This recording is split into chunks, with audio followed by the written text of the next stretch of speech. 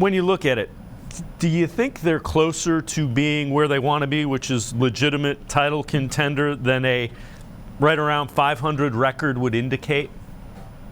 I do, Dave, and I was trying to talk some of my family and Browns, friends into like, hey, slow it down, during the season. I kind of felt like they were not that far away, that, if not for an injury or two, a bad break, a tough call, that they would be 500 or better at this point. And I think, given, as I mentioned earlier, given the circumstances with Deshaun Watson being sidelined for 11 games, I think you would take that.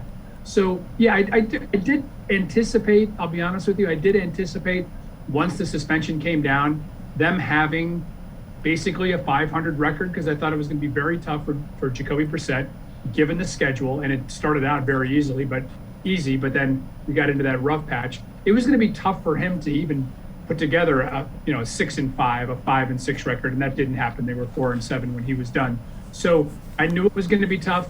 But I do think this team does have some of the best talent in the AFC.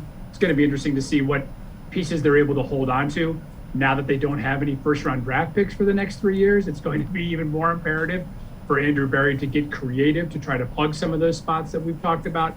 But I do think, Dave, that they are much closer to being a title contending team. I'm not ready to go for the Super Bowl yet. I think it's more about trying to win the AFC North, which they haven't won their division since 1989. I think people forget that.